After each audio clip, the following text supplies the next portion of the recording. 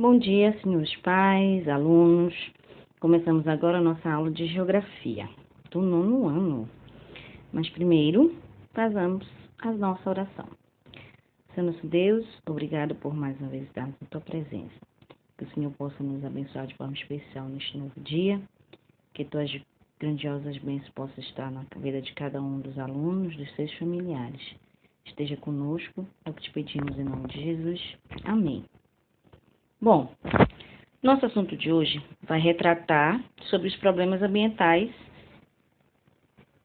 que mais se destacam e que nos trazem a proposta de pensar um pouco sobre eles. Nossa ementa está na aula 15 e 16, tá?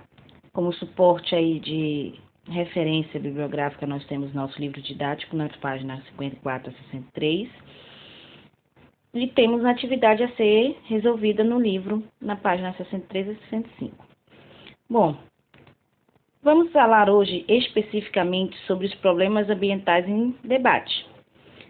Primeiro, quais os problemas atmosféricos mais conhecidos nos dias atuais?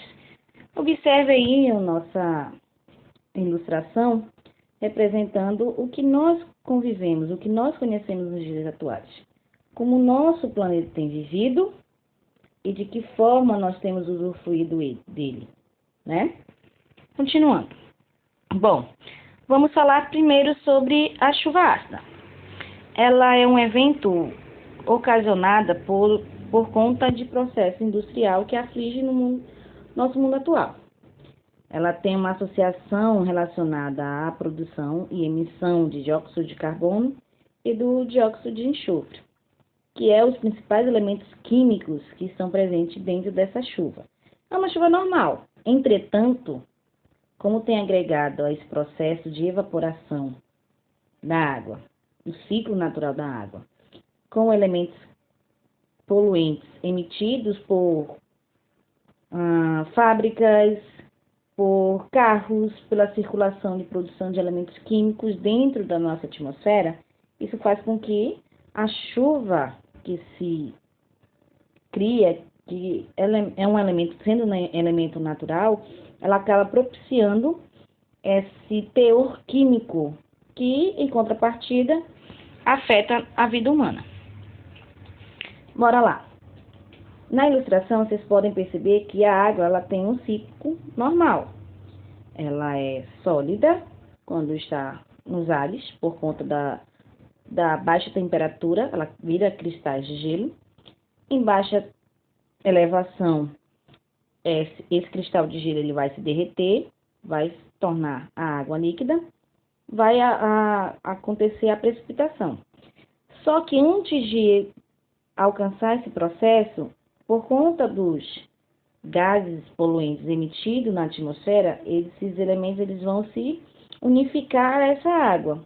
E quando ela acaba se precipitando, ela forma essa chuva ácida.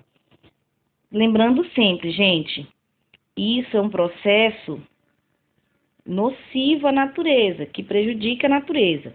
Entretanto, não é uma coisa que acontece instantaneamente. Isso acontece em um longo prazo. A destruição, de fato, da natureza, de estátuas, de prédios, da pintura de carros, isso é um processo que vai acontecendo cotidianamente, ao longo do tempo.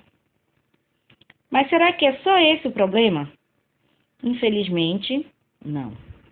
Existem outro efeito estufa, que é um elemento natural, só que ele é agravado justamente por conta dessa emissão de gases poluentes na atmosfera. Ou seja, esse efeito estufa ele ajuda a distribuir o calor sobre a crosta terrestre. Quando esse efeito estufa ele é agravado com a emissão desses gases, a temperatura tende a ser muito maior do que aquilo que era necessário para a sobrevivência na Terra. Em média, estima-se que a temperatura do nosso planeta é em torno de 15 graus. Por conta da ação do efeito estufa, essa média ela pode variar de 20 a 30 graus Celsius. Ou seja, foge completamente daquilo que se espera da temperatura normal do nosso planeta. Observem lá, nós temos o evento natural, ou seja, parte dessa radiação solar e essa temperatura, ela chega até a nossa atmosfera, uma parte absorvida e outro restante acaba sendo levada de volta para o espaço. Quando nós temos a intensificação do efeito estufa, o que acontece? Essa radiação, esse calor, essa temperatura, ela chega até o nosso planeta por conta da presença dos gases poluentes na atmosfera.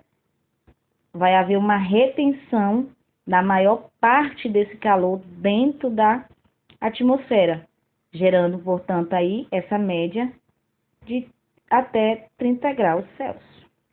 Ou seja, é muito calor, gente, muito calor. Vamos lá. A inversão térmica. A inversão térmica ela é um pouquinho mais fácil de entender. Por quê, gente? A gente entende que durante o dia nós temos a sensação térmica de muito calor, por conta da presença do sol, e durante a noite, essa sensação térmica, ela é de um frio, ou seja, uma temperatura mais amena, mais agradável. Quando esse problema acontece, que gera a inversão térmica, o que nós temos lá? Nós temos uma presença de temperaturas mais altas dentro da nossa atmosfera, ou seja, né, em vez de haver uma circulação gradativa entre o ar quente e o ar frio circulando dentro da nossa atmosfera, esse ar quente ele fica preso e aquele ar frio que deveria circular entre as camadas, ele fica sobre boa parte da crosta terrestre e por conta da ação do ar quente, esse ar frio ele deixa de existir, dando lugar maior a esse ar quente. Por isso que às vezes durante a noite, né, nós sentimos um calor muito excessivo, porque nós temos a presença desse problema atmosférico, que é a inversão térmica. Bora lá. Outro problema bem aparente, bem comum que nós conhecemos hoje, é a destruição da camada de ozônio. O nosso planeta, ele possui naturalmente essa camada. Que camada é essa? Para que ela serve? Ela serve para ajudar a filtrar os raios solares que chegam até o nosso planeta, né? Esses raios solares, chamados raios ultravioletas, ele machuca, ele fere tanto o ser humano quanto o animal quanto a própria natureza. Só que essa camada de ozônio, ela serve para essa proteção, para filtrar, para tirar esses elementos mais nocivos aos seres humanos, aos seres vivos, né? E propicia aí a agradável sensação de calor que o Sol emite naturalmente. Só que acontece, gente, lembrando sempre, todos os problemas estão relacionados à emissão de gases poluentes, principalmente por indústrias, seja indústria metalurgia, siderurgia, produção de automóveis. A grande maioria dessas indústrias, elas emitem gases que vão ser danosos ao nosso meio ambiente. E aos poucos, essa camada de ozônio, ela vai sendo, digamos assim, machucada, quebrada, ferida. Ou seja, vai surgindo vários buracos na camada de ozônio, e isso vai fazer com que esses raios solares que antes eram filtrados passam a destruir aquilo que restou da camada de ozônio e afete a vida humana no nosso planeta. Olha lá. Em relação aos debates sobre o meio ambiente, é bem claro entender que esses questionamentos, esses debates, eles começaram a ser realizados de fato a partir do final do século XIX, mas se torna muito mais evidente no ano de 1945, quando os Estados Unidos lançam a bomba atômica sobre o Japão, né? Por conta dessa característica aí, nós vamos ter as chamadas conferências mundiais, a realização de acordos, como o próprio Protocolo de Kyoto, justamente para tentar amenizar e reduzir essa emissão de gases poluentes pelas grandes nações industriais. Aí nós vamos ter lá Estados Unidos, França, Japão e tantos outros países que garantem a sua economia baseada nessas indústrias.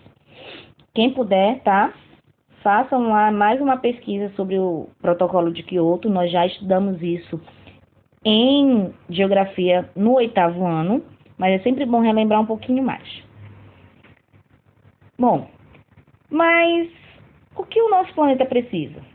Precisa de todos nós, né? Principalmente quando está relacionado à questão da sustentabilidade. Produzir sem destruir. Usar sem gastos, ou seja, sem exagerar naquilo que se consome, né? Ter a consciência de que é necessário usar aquilo primordial, aquilo que não tem jeito, né? Digamos assim, será que se eu pedalar não seria melhor do que se eu andar de carro? Lógico que sim. Por quê? O carro, ele vai sempre emitir gases poluentes porque ele utiliza de um combustível fóssil. Ou seja, a gasolina é feita de combustível fóssil. E esse elemento, quando ele é queimado, né, quando ocorre a queima da gasolina, ela vai emitir níveis de carbono muito alto, ok? Fiquem ligados, estudem e na dúvida estou por aqui. Bom dia!